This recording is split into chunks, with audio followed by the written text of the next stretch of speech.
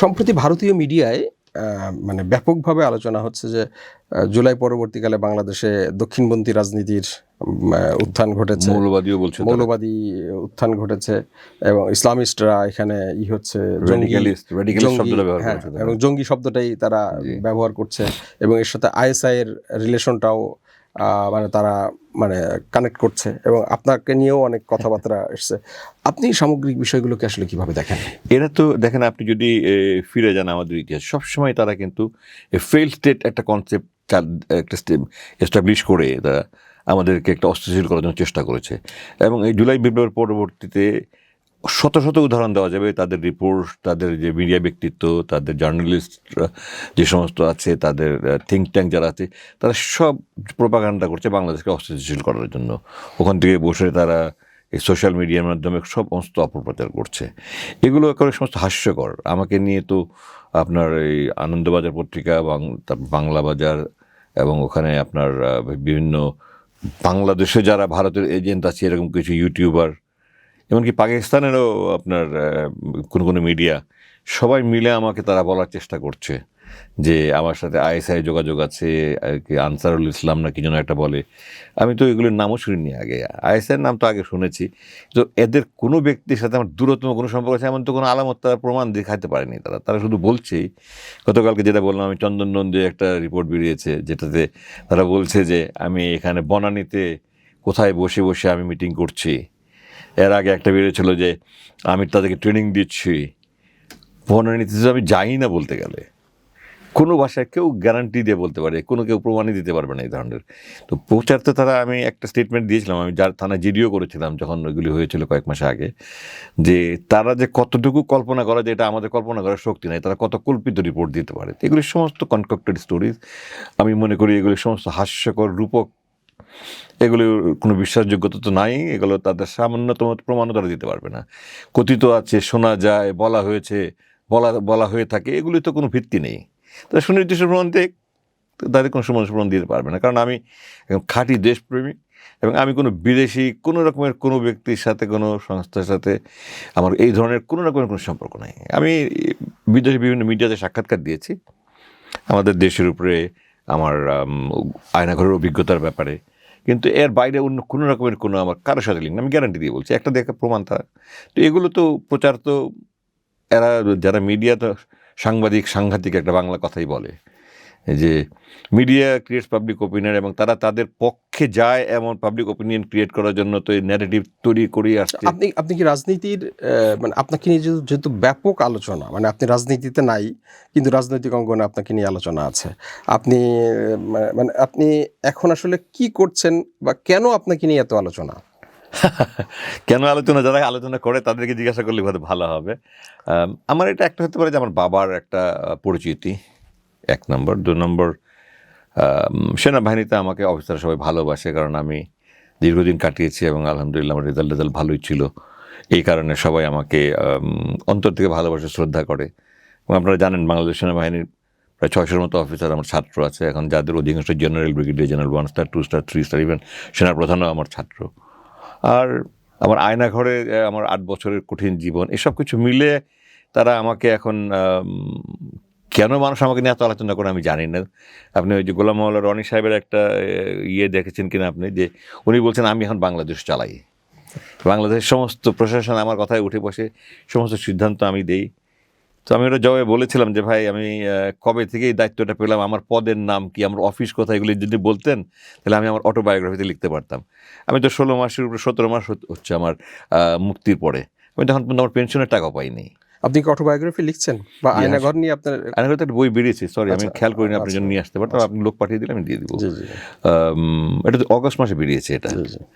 আর আমি এখন আমার বায়োগ্রাফি লিখছি, আব্বাকে নিয়ে কিছু লিখছি, দেশের রাজনীতি নিয়ে লিখছি, বিভিন্ন রাজনীতিতে আসার কোনো সম্ভাবনা আছে কিনা? আমি আগেও বলেছি যে আমি পণ করিনি, রাজনীতিতে আসবো না, আমার কোনো পণ নাই। আমার দেশের কল্যাণের জন্য যদি আমি মনে করি রাজনীতি করা দরকার আমি করবো, কিন্তু আমি দেশের জন্য কাজ করছি।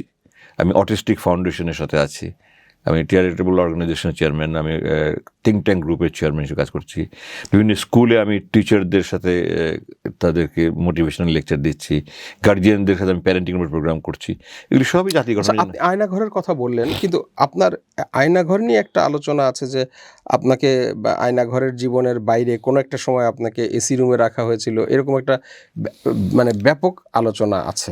আচ্ছা, বা এটা বিভিন্ন যেহেতু সময় বলা প্রথম হয়। কথা হলো যে এটা একটা তদন্ত, এটা একটা বিচার যেহেতু চলছে, বিচার করার জন্য কথা না বলেই ভালো। তবে আমি এতটুকু বলতে পারি যে আমাকে কিভাবে রাখা হয়েছে কি রাখা হয়নি এটা নিয়ে কি বিচার হচ্ছে না, বিচার হচ্ছে আমাকে অপহরণ করা হয়েছিল এবং আনলফুলি আটক রাখা হয়েছিল, তাহলে এটা তো ইমেটেরিয়াল। এখন যে সমস্ত জেনারেলদের বিচার হচ্ছে তারা তো অনেক ভালো কন্ডিশনে থাকছে, এসি গাড়িতে যাতায়াত করছে, তারা ক্যান্টনমেন্টের ভিতরে সাব জেলে থাকছে, অনেক ভালো লিভিং কন্ডিশনে থাকছে তারা। এইটা কি বিচার প্রক্রিয়া সামান্যতম কোনো প্রভাব ফেলবে না? তো আমাকে কিভাবে রাখা হচ্ছে এগুলি করে জিনিসটাকে আসলে মানে হালকা করার চেষ্টা করা হচ্ছে। আমাকে মনে করেন আপনি সোনারগাঁ যে ভালো 7 স্টার দুবাইয়ে নিয়ে 7 স্টার হোটেলে আমাকে একটা স্যুট দিয়ে রাখলো উইথ অল ফ্যাসিলিটিস। তাতে কি আমার জন্য will it make any difference যে আমাকে তারা অপহরণ করেছে এটা কি এটা বাদ যাবে? আমাকে তারা কি বলে পুরো সম্পূর্ণ দুনিয়া থেকে বিচ্ছিন্ন করে রেখেছে, আমি জানি না আমার বাবা মা, আমার মা, স্ত্রী, সন্তানরা বেঁচে আছে না নাই, তারা জানে না আমি বেঁচে আছে না নাই, এইগুলোতে আমাকে যে আনলফুলি তারা অবৈধভাবে আটক রেখেছে, এইগুলোর সাথে তো এগুলোতে কোনো সম্পর্ক নাই। আমাকে কুড়ে করে রাখুক, মাটির মধ্যে রাখুক, জঙ্গলের মধ্যে ফেলে রাখুক, আর 7 স্টার হোটেল হোক, এটা তো ইট মেক্স নো ডিফারেন্স। আমি দেখেছি আপনার ওই ডিফেন্স লয়ার বলেছে যে ওনাকে এসি রুমে রাখা হয়েছিল, সুতরাং উনি রুমের সাইজও বলেছেন 21x17, এবং এটার সাথে আমার ক্লায়েন্টদের কোনো সম্পর্ক নেই, জন্য তাদের এটার দায়িত্ব তাদের নাই। তো উনি যদি রুমের সাইজ বলে থাকেন, যে সাইজ আমি সেই গত বছর মুক্তির পরে আমি গুম কমিশনে দিয়েছি, ট্রাইব্যুনালে দিয়েছি, এবং ডক্টর ইউনুসের সাথে গিয়ে আমি ওখানে অনস্পট দেখিয়ে এসেছি, আপনি দেখেছেন বোধহয় এগুলো, ভিডিও না দেখলে আমি পাঠাবো আপনার কাছে। তো উনি সব স্বীকার করছেন যে কোন সাইজে ছিলাম, তার মানে উনি সব জানেন। তো তার মানে অপহরণ উনি স্বীকার করছেন, আমাকে অবৈধভাবে আটক রাখাও স্বীকার করছেন। তো এসি থাকা না থাকা আমি আদালতে এটা জবাব দিব, কিন্তু এসি থাকা না থাকা তো আমার কোনো সমস্যা নাই। আমি তো মামলা হলো আমাকে অবৈধভাবে অপহরণ করা হয়েছে, 8 বছর অবৈধভাবে আটক রাখা হয়েছে, আমাকে পোলাও কর্মা খেতে দেয়নি, আমাকে পচা রুটি খেতে দিয়েছে, এগুলি তো আমার মামলা না, সুতরাং এটি মেটেরিয়াল।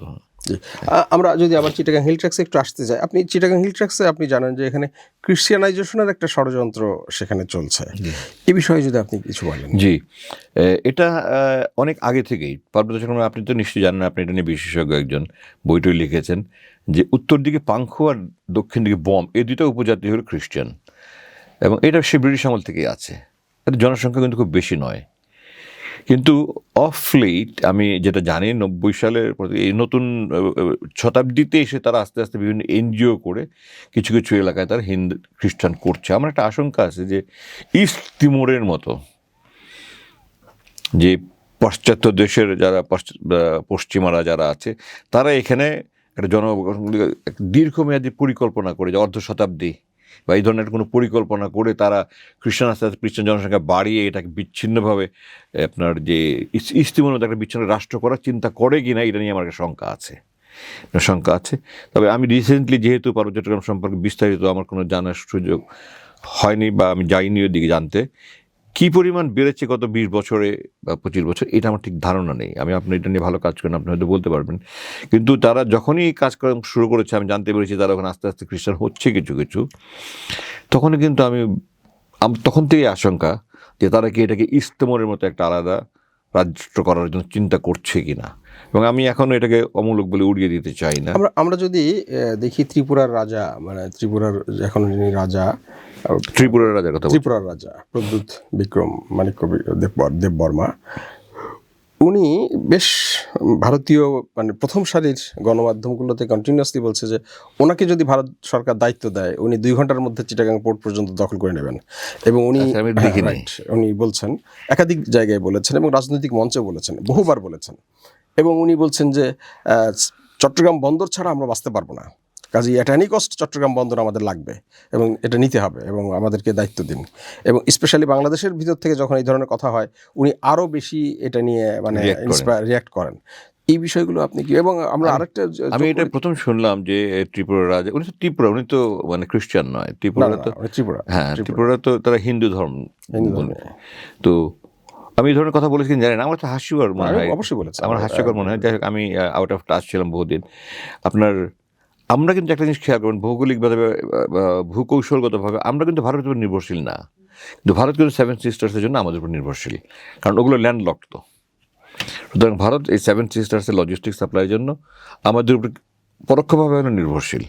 তারা একটা আছে আমাদের শিলিগুড়ি করিডোর, যেটা চিকেন নেক বলে এখন, আপনার ওই পঞ্চগড়ের উপর দিয়ে, ওখানে তাদের একটা ন্যারো প্যাসেজ ছাড়া কিন্তু তাদের এন্টায়ার বাংলাদেশ ল্যান্ডমাসের উপর দিয়ে এয়ার সাপ্লাই করে logistic support is very difficult.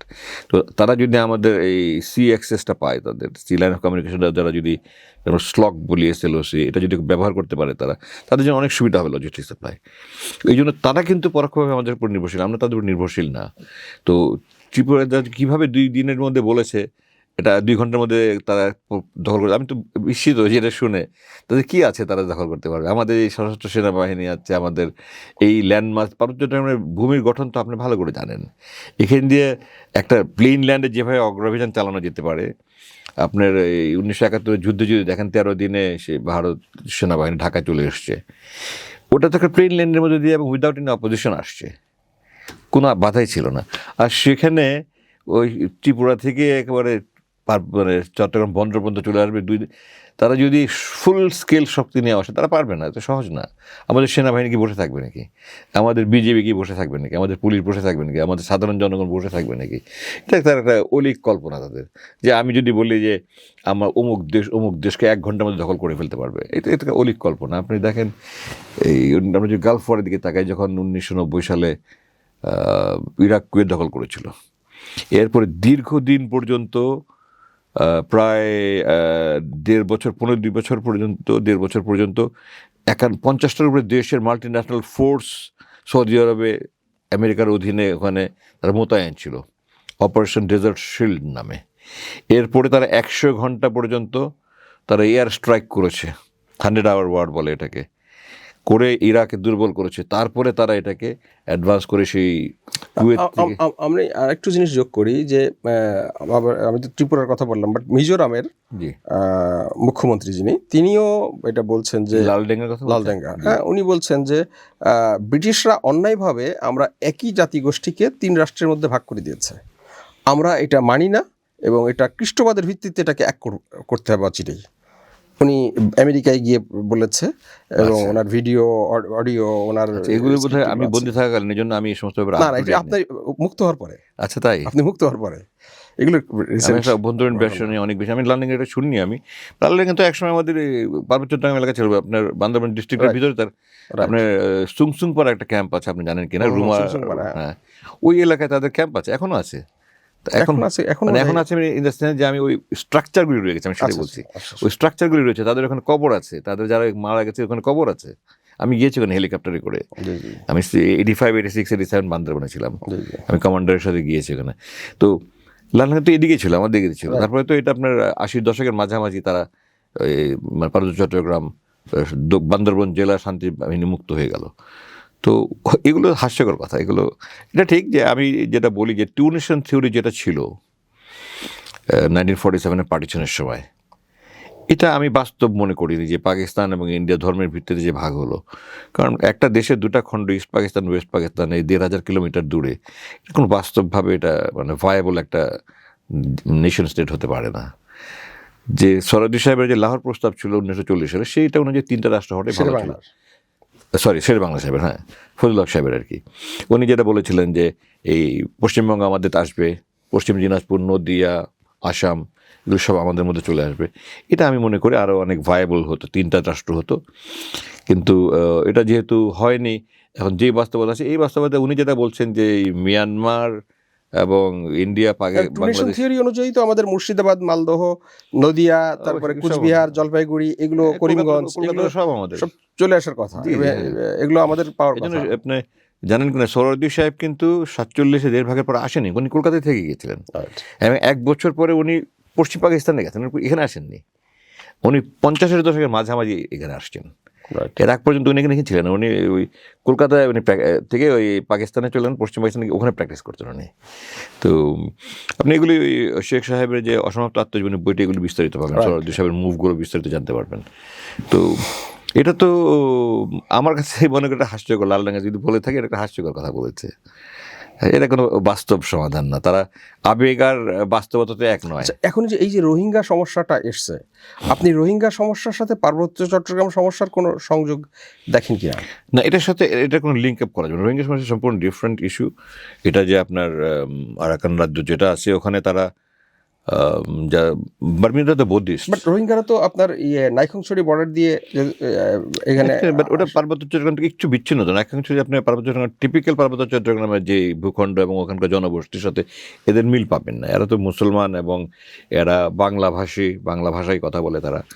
তো এটার সাথে ওইটা এক যুগে এক মিলানো হিসাবে মিলানো যাবে না। এটা একটা ভিন্ন প্রসঙ্গ, এটা ভিন্ন আলোচনা করতে হবে, এটা ভিন্ন সমস্যা এবং এটার একটা সমাধান বের করতে হবে আমাদের সরকার। কী করছে জানি না আমি, এটা বিস্তারিত আমি ঢুকিনি এর ভিতরে, কিন্তু আমি মনে করি এইটারও একটা স্থায়ী সমাধান হওয়া দরকার। এবং এটার যে কোনো স্থায়ী সমাধানের জন্য আপনি আসলে গভর্নমেন্ট টু গভর্নমেন্ট একটা কোঅপারেশন যদি না থাকে, স্থায়ী সমাধান খুব কঠিন ব্যাপার। শান্তি চুক্তি হয়েছিল জেএসএস এর সাথে, জি। পরবর্তীকালে তখন একটা ইনসার্জেন্ট গ্রুপ ছিল পাহাড়ে। ইউপিডিএফ এর কথা বলছেন আপনি? না, শান্তি চুক্তি হয়েছিল যখন, তখন জেএসএস এককভাবে একটা ইনসার্জেন্ট গ্রুপ ছিল।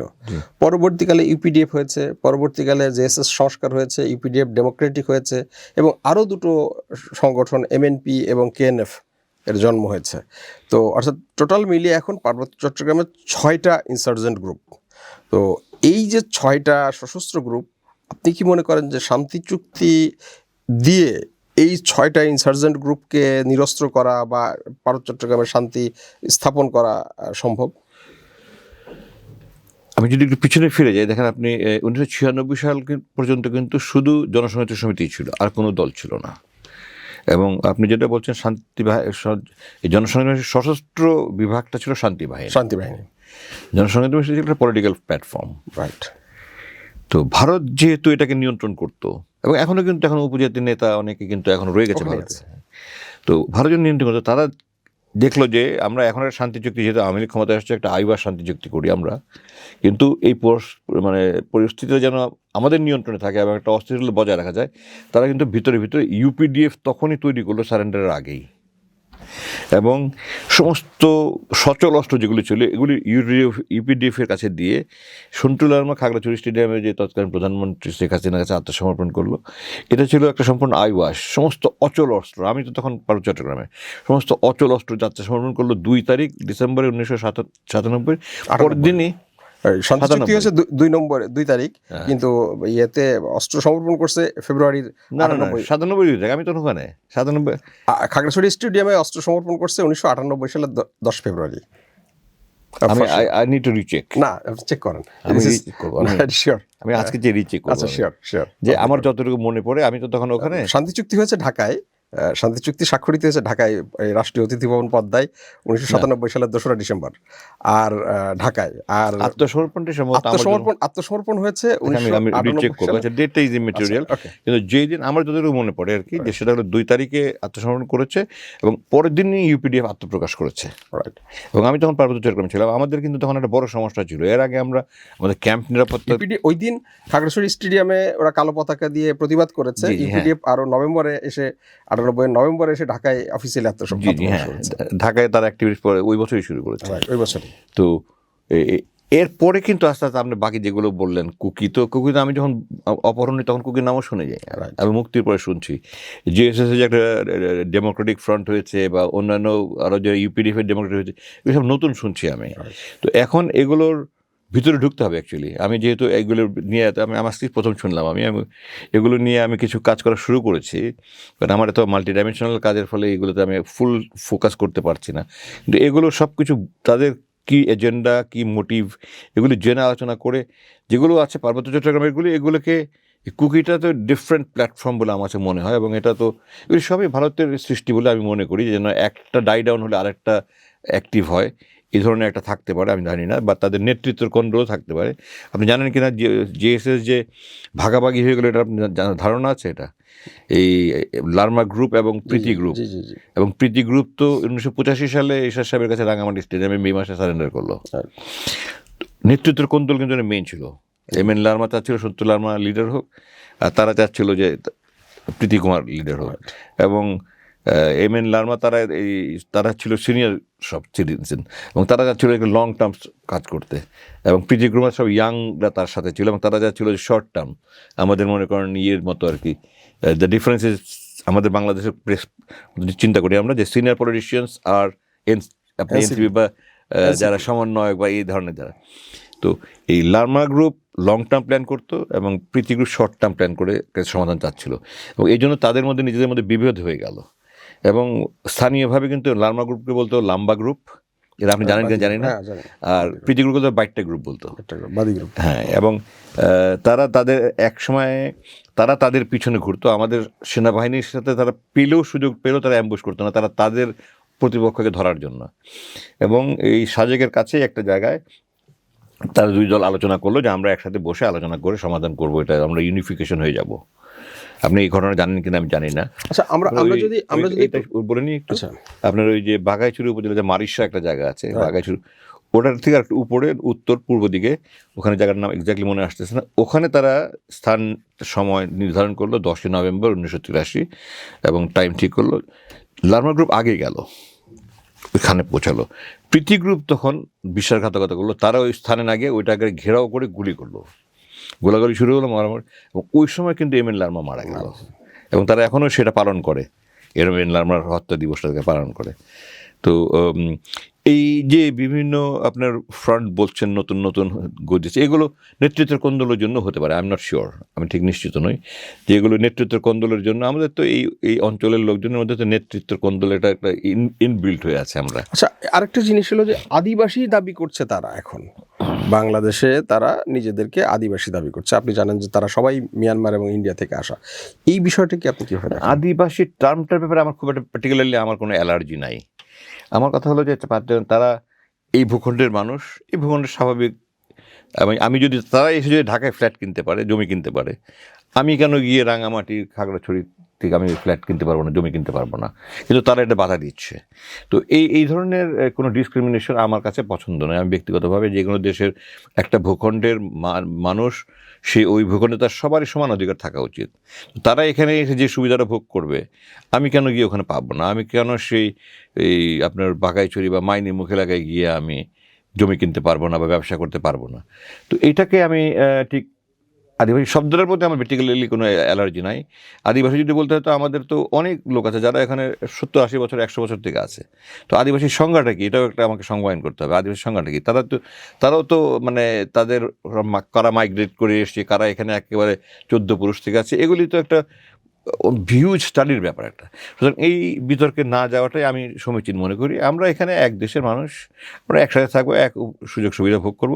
তারা হয়তো ওখানকার উপজাতি হিসেবে কিছু এডিশনাল ফেসিলিটিস পেতে পারে। আপনার লেখাপড়ার ব্যাপারে তাদের যেমন এখনও নিশ্চয়ই আছে বোধহয় 1% 2% উপজাতি কোটা, এগুলো তার কিছু সুযোগ সুবিধা অতিরিক্ত পেতে পারে। এর বেশি কোনো কিছু আমার ডিসক্রিমিনেশন করা উচিত না। আমার সর্বশেষ প্রশ্ন আপনার কাছে সেটা হলো যে এই যে আজকের যে মানে বিশ্ব রাজনীতির যে ফেনোমেনন, অর্থাৎ এই অঞ্চলকে কি Indo Pacific policy, content China policy, এই জায়গাতে আপনি চিটাগাং হিল ট্রাক্সকে কীভাবে দেখেন এবং এটাকে বাংলাদেশ কিভাবে এই চ্যালেঞ্জটা মোকাবেলা করতে পারে? ইন্দো প্যাসিফিক বা কন্টেন্ট চায়না যেটা আপনি বললেন, ওই পার্সপেক্টিভে চিটাগং হিলটা তো খুব বেশি কিছু ভূমিকা রাখছে বলে আমি মনে করি না। এখন মানে আপনি দেখেন একসময় কিন্তু আমেরিকা এবং ইন্ডিয়া আজীবন আমরা দেখে এসেছি যে শত্রু, কিন্তু এখন কিন্তু আমেরিকা এবং ইন্ডিয়া একটা ভালো সম্পর্ক আছে। আমি একটা রিসার্চ করেছিলাম, Indo China relations and it's impact on Bangladesh. আমার ইম্প্যাক্ট রিসার্চ ছিল 2007 সালে। ওখানে আমি পড়েছি US under secretary of state ছিল 80 দশকের শেষে দিয়ে জর্জ এরকল নামের একজন। সে বলেছিল যে we should plan in a manner that USA, Israel and India control the whole world in 25 years from now. আপনি দেখেন ঠিক গত 10-15 বছর থেকে কিন্তু সেটাই হচ্ছে। ইউএসএ কেন এই এলাকায় চায়নার সাথে হঠাৎ করে বন্ধুত্ব স্থাপন করলো? আজীবন তো তারা রাশিয়ার অ্যালাই হিসাবে আমেরিকার এনিমি ছিল। কারণ চায়নার যে ডাবল ডিজিট ইকোনমিক গ্রোথ, এইটা একটা পুরা সমস্ত দুনিয়া কাঁপিয়ে ফেলছে। এবং চায়নার যে নতুন নতুন টেকনোলজি বেরোচ্ছে, এগুলো আমেরিকাকে ভাবিয়ে তুলেছে। এবং ফিউচার ওয়ার্ল্ড তো ইকোনমিক ওয়ার হবে আপনার, এবং এই অর্থনীতি সব কিছুর নিয়ন্ত্রক হবে। তারা যেভাবে ইকোনমিক গ্রোথে সারা দুনিয়া তাদের যেভাবে এক্সপোর্ট করছে, তারা মানে টেকনোলজি থেকে ন্যানো টেকনোলজি শুরু যত কিছু তারা এক্সপোর্ট করছে, এইটাতে তারা ভয় পাচ্ছে চায়নাকে, এবং এই চায়নাকে কন্টেইন করার জন্য তারা এখানে ইন্ডিয়ার সাথে বন্ধুত্বপূর্ণ সম্পর্ক গড়ে তুলেছে। এখন চায়না এবং ইন্ডিয়া কিন্তু দুইটাই হিউজ পপুলেশন এবং একটা এনার্জি হাঙ্গ্রি কান্ট্রি বলতে পারেন আপনি, এবং তাদের দুইটারই সাপ্লাই রুট কিন্তু এই ইন্ডিয়ান ওশন, এবং এই ইন্ডিয়ান ওশনে চায়না এবং ইন্ডিয়ার মধ্যে একটা কোল্ড ওয়ার আছে তাদের প্রাধান্য বিস্তার নিয়ে। তারা যে এখান দিয়ে আপনি যদি মিডল ইস্ট থেকে, সৌদি আরব থেকে, লিবিয়া, এই সমস্ত দেশ থেকে যখন আপনার পেট্রোল আসে, গ্যাস, আপনার ক্রুড অয়েল আসে যখন, তো এই দিক দিয়ে আসে, আর তো কোনো রুট নেই। তো এখানে ডমিনেন্সটা কার হবে এটা নিয়ে কিন্তু এই দুইটা দেশের মধ্যে একটা সমস্যা আছে, এবং এই জন্যই কিন্তু 7 ফ্লিট কিন্তু এই রিজিয়নে থাকে। আপনি নিশ্চয়ই জানেন আন্দামান ওইদিকে। তো ইন্ডিয়ার সাথে যে নতুন করে ভারত আমেরিকার সম্পর্ক গড়ে হচ্ছে, এইটা মূলত চায়নাকে কন্টেইন করার জন্য, বিকজ এই রিজিয়নে চায়নাকে কন্টেইন করার জন্য ইন্ডিয়া সবচেয়ে বড় একটা শক্তি। তো এটার সাথে আমি চিরংহিল ইস্যুটাকে একসাথে করে দেখতে চাই না। আমি মনে করি না এটার সাথে কোনো সম্পর্ক আছে। এটা একটা সম্পূর্ণ একটা বিচ্ছিন্ন পরিস্থিতি বলে আমি মনে করি। এটা লোকালাইজ একটা পরিস্থিতি, এটা এই রিজিয়নের জিও পলিটিক্সের সাথে ডাইরেক্টলি কোনো কিছু না, বাট এটা একটা পাশ্চাত্য দেশের মনে একটা ইন্টারেস্ট যে এখানে মুসলমানদের একটা রাষ্ট্রকে দুর্বল করে একটা সম্ভবত একটা খ্রিস্টান রাষ্ট্র করতে পারে, এইটা একটা সম্ভাবনা আছে। আরটা হলো যে আমাদের দেশে তারা সবসময় একটা অস্থিতিশীল পরিস্থিতি সৃষ্টি করে রাখার জন্য ওইটাকে জিয়ে রাখতে পারে। তো এটার সাথে চায়না, ইন্ডিয়া, আমেরিকার রিলেশনশিপ বা এই অঞ্চলের ভূকৌশলগত কোনো কিছু সম্পৃক্ততা আছে এটা আমার মনে হয় না এখনো পর্যন্ত। প্রিয় দর্শক, আপনারা এতক্ষণ দেখছিলেন নিরাপত্তা বিশ্লেষক এবং প্রতিরক্ষা বিশেষজ্ঞ ব্রিগেডিয়ার জেনারেল অবসরপ্রাপ্ত আজমির সাক্ষাৎকার।